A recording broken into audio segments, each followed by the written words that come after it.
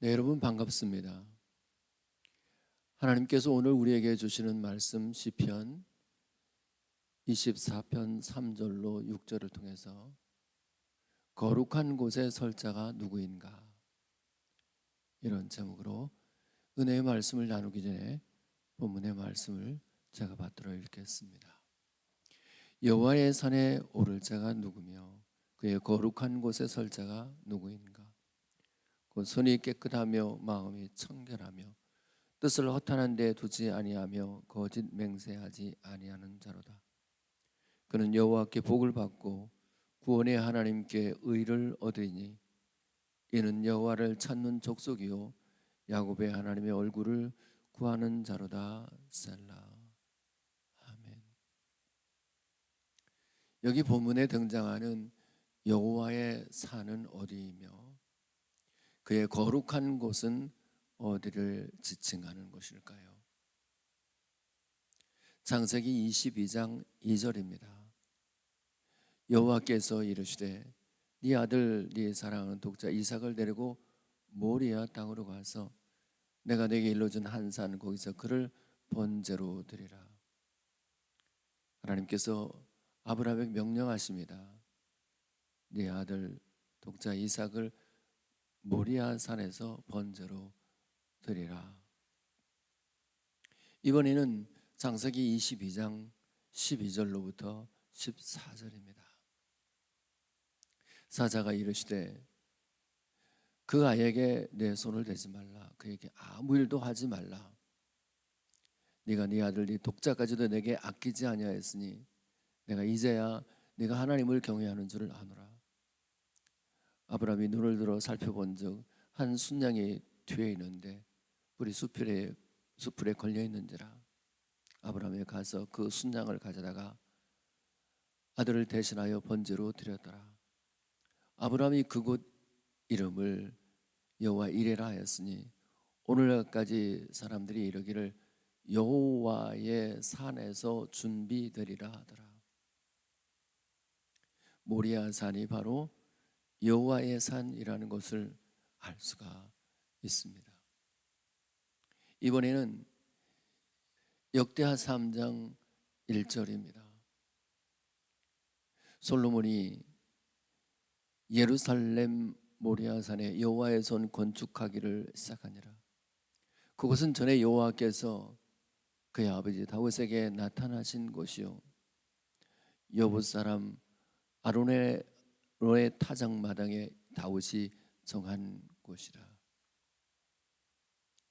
예루살렘이 바로 모리아산 중턱에 있다는 것을 알 수 있고, 모리아산 즉 여호와의 산에 성전 거룩한 집을 지었습니다. 그렇게 보면 여호와의 산에 오른다는 것은 예루살렘 성으로 올라간다는 뜻이고, 그의 거룩한 곳에 서게 된다는 것은 거룩한 집 성전에 들어가 선다고 하는 것을 의미하는 것입니다. 이번에는 마태복음 16장 21절입니다. 이때로부터 예수 그리스도께서 자기가 예루살렘에 올라가 장로들과 대제사장들과 서기관들에게 고난을 받고 죽임을 당하고 제3일에 살아날 것을 제자들에게 비로소 나타내시니,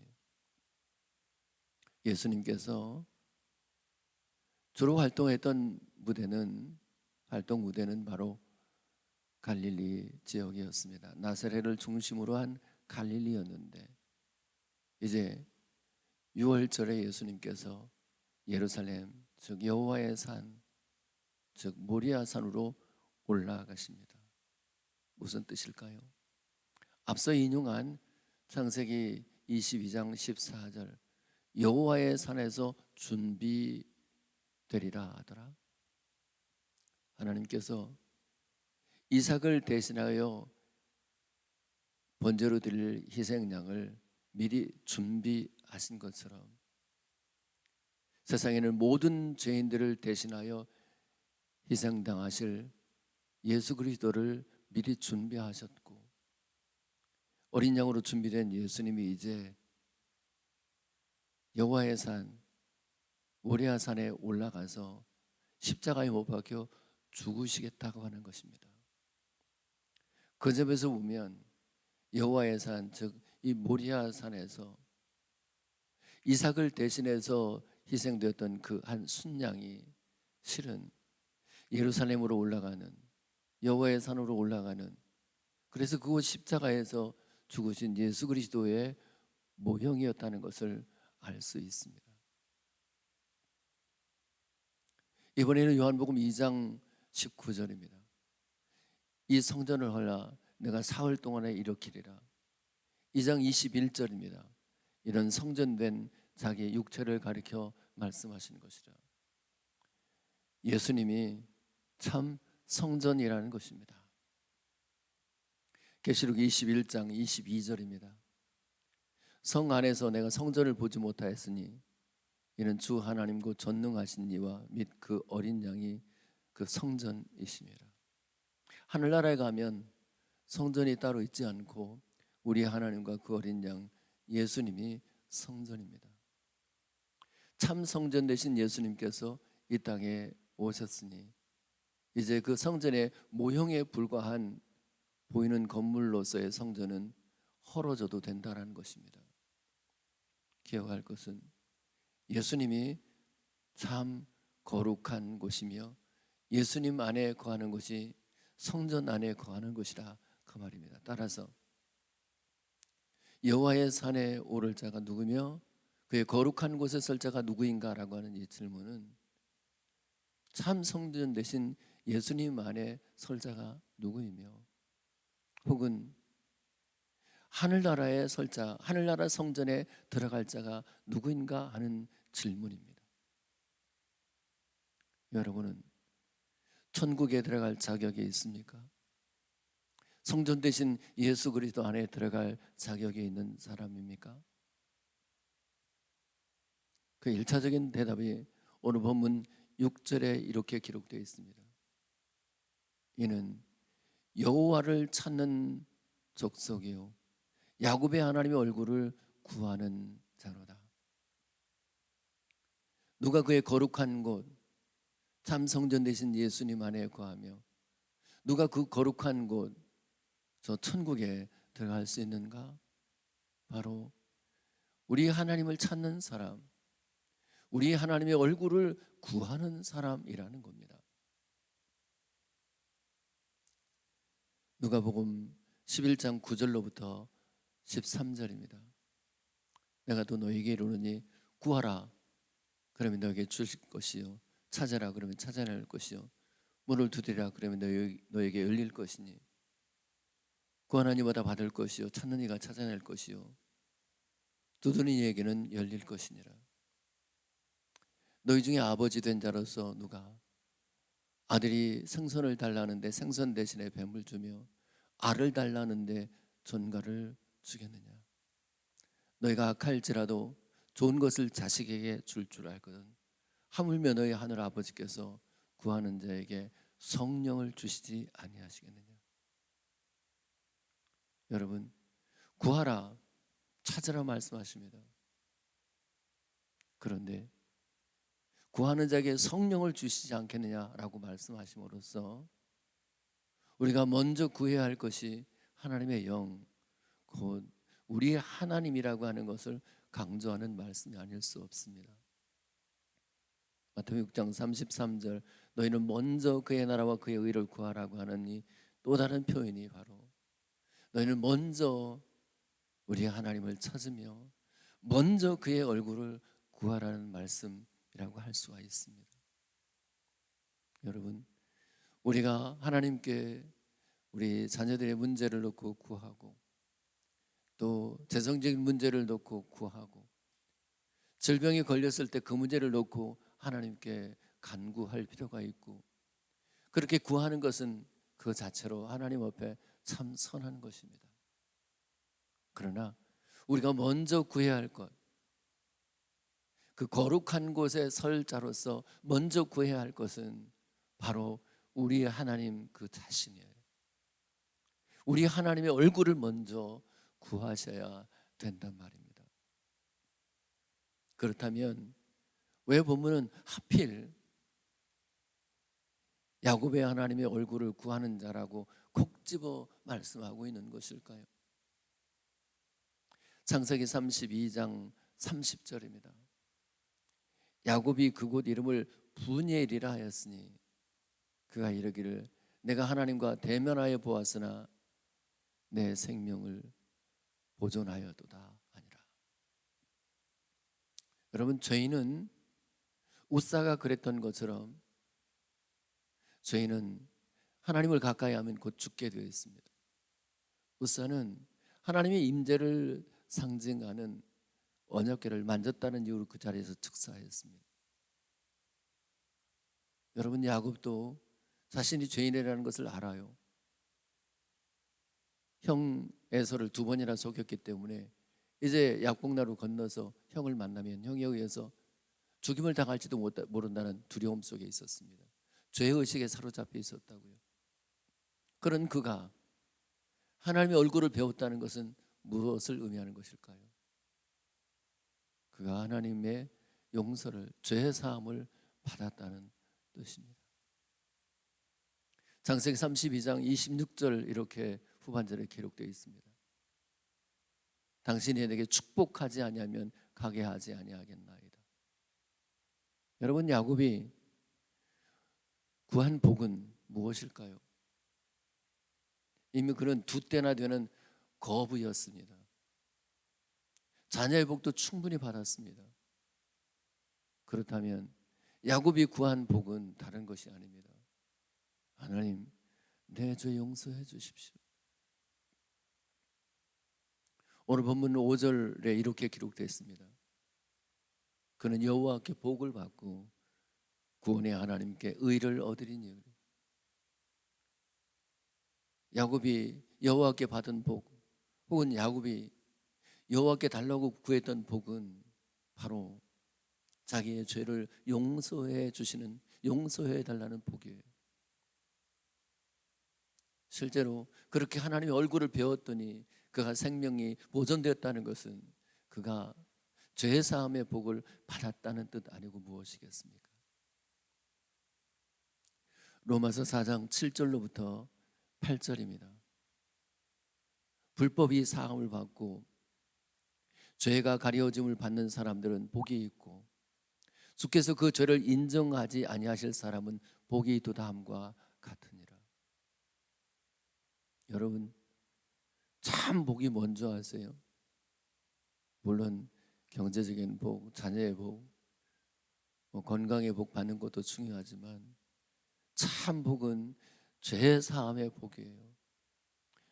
불법이 사함을 받는 복, 그 죄가 가려지는 복, 주께서 그 죄를 인정하지 않는 복.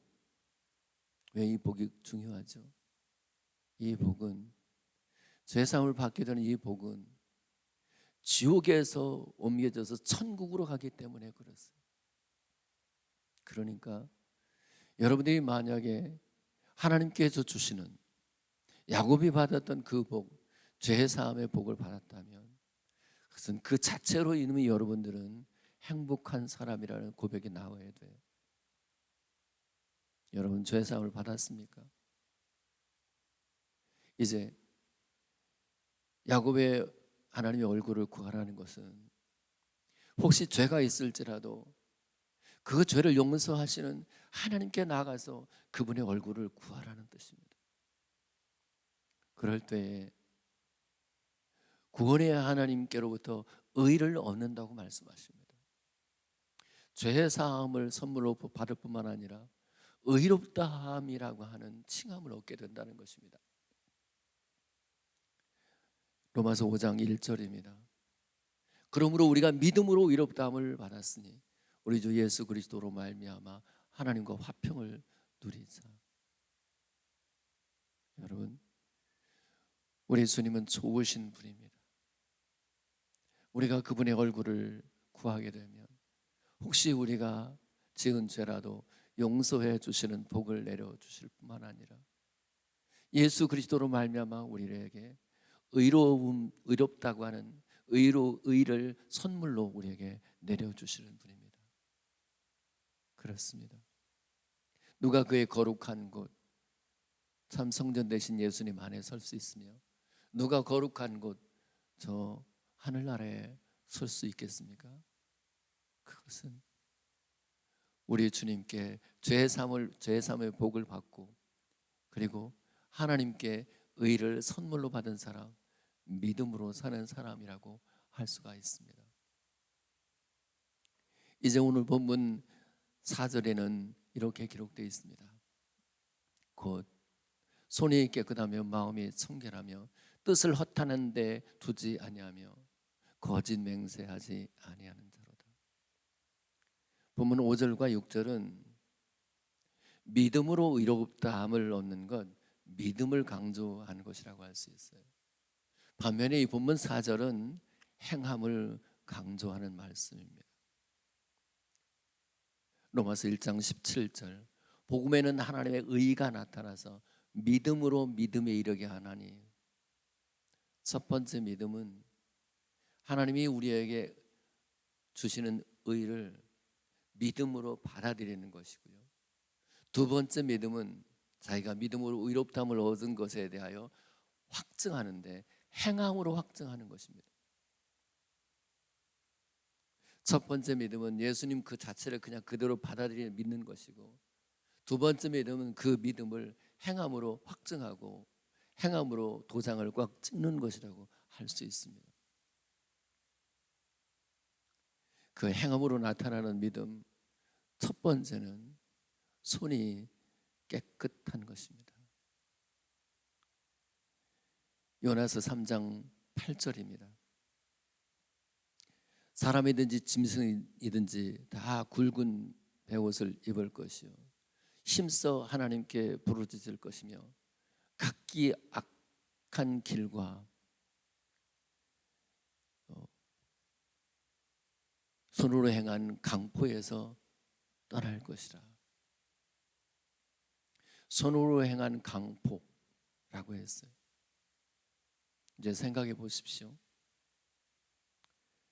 세니타이저로 손을 소독하고 비누로 깨끗이 씻는다고 할지라도 그가 강포한 손으로 다른 사람을 아프게 하고 폭력을 행사하고 그 손으로 다른 사람의 것을 도둑질하고 강도짓을 하고 그 손으로 손가락질한다면 과연 그 손이 하나님 앞에 거룩한 손이겠습니까? 마태복음 6장 3절로부터 4절입니다. 너는 구제할 때 오른손이 하는 것을 왼손이 모르게 하여 내 구제함을 은밀하게 하라. 은밀한 중에 보시는 너희 아버지께서 갚으시리라. 참 거룩한 손, 깨끗한 손은 구제하는 손이 아닐 수 없습니다. 그것도 은밀하게 구제하는 손이 얼마나 하나님 앞에 거룩한 손이겠습니까? 바라기는 저와 여러분들의 손이 다른 사람들을 아프게 폭력을 행사하는 손이 아니고 누군가를 돕는 손길이 되어진다면 그 사람이야말로 믿음으로 의롭다함을 받고 그 행함으로써 마땅히 거룩한 곳에 설 자인 것을 스스로 증거하는 삶이라고 저는 믿습니다. 디모데전서 2장 8절입니다. 그러므로 각처에서 남자들이 분노와 다툼이 없이 거룩함으로 손을 들고 기도하기를 원하노라. 거룩함으로 손을 들고 기도하라고. 기도하는 손만큼 거룩한 손, 깨끗한 손이 없습니다. 출애굽기 17장에 보면 이스라엘이 아말렉과 싸우게 됩니다. 그때 모세가 손을 들었더니 이스라엘이 이기고 손을 내렸더니 패배했거든요. 그래서 그 손이 내려오지 않도록 아론과 훌이 양쪽에 손을 들어 올렸어요. 그랬더니 마침내 승리를 얻었습니다. 거룩한 손은 기도하는 손이고, 그 기도하는 손을 통해서 승리가, 우리 가정의 문제, 교회의 문제, 영적 싸움에서 승리가 가능하다면 기도하는 손보다 더 거룩하고 깨끗한 손이 또 어디 있겠습니까? 바라기는 여러분들이 믿음으로 의롭다 하심을 얻은 것에 만족하지 마시고 더욱 힘써 여러분들의 손이 깨끗한 손, 거룩한 손, 기도하는 손, 구제하는 손으로 우리의 남은 인생을 살다가 주 앞에 설 수 있기를 예수님의 이름으로 축복합니다. 두 번째는 마음이 청결한 사람입니다. 이것은 이미 지난주에도 말씀을 나눴지만 다시 한번 생각해 보십시다. 시편 51편 10절, 하나님이여 내 속에 정한 마음을 창조하시고 내 안에 정직한 영을 새롭게 하소서. 여러분, 우리의 마음을 청결하게 하시는 분은 하나님이십니다. 이제 예레미야 24장 7절입니다. 내가 여호와인 줄 아는 마음을 그들에게 주어서 그들이 전심으로 내게 돌아오게 하리니 그들은 내 백성이 되겠고 나는 그들의 하나님이 되리라. 여러분, 마음이 청결해지면 먼저 하나님이 살아계시다는 것을 알게 돼요. 나보다 나를 더 잘 알고 계신 그 하나님을 알게 돼요. 그리고 그 하나님께 전심으로 돌아온다고 할 때 돌아오다라고 한 말 히브리 슈브가 복종한다고 하는 뜻도 있다고 그랬잖아요. 마음이 청결해지면 하나님 앞에 온전히 복종하게 돼요. 그 생각까지도 하나님께 복종하게 돼요. 그것이 마음의 청결한 모습인 거예요.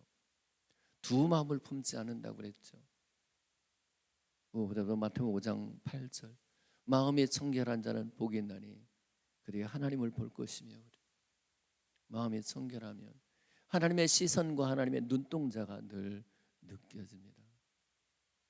그러니 우리의 중심을 보시는 하나님 앞에 양심을 속여 헛되고 거짓된 행위를 할 수가 없습니다. 아나니아와 사피라처럼 그렇게 하나님을 속일 수가 없습니다.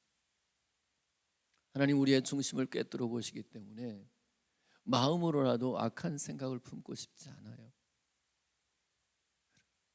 꼴 보기 싫은 사람이 그렇게 많다. 그게 무슨 뜻인지 아세요? 미운 사람이 그렇게 많다.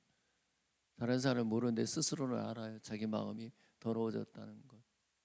그런데 마음이 청결한 사람은 마음으로라도 누구를 미워하는 것이 굉장히 부담스러워요. 여러분들이 거룩한 곳의 선자입니까? 믿음으로 의롭다함을 받은 후에 여러분들이 정말 거룩한 자인 것을 다시 도장을 찍는 것 중에 하나가 마음이 청결한 것이에요. 어린아이 같은 순전한 마음을 달라고 기도하고 그 마음을 지켜갈 수 있기를 바라요. 그래서 어린아이와 같지 않으면 결단코 천국에 들어갈 수 없다고 하셨다는 것을 기억하시기를 바랍니다.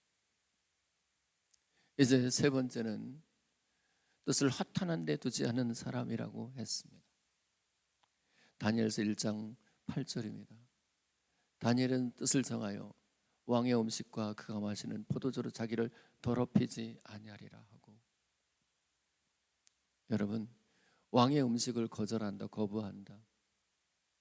그 사실 왕이 알게 되면 자기의 직책이 박탈될 수가 있습니다. 아니, 어쩌면 미움을 사서 목숨을 잃을 수도 있습니다.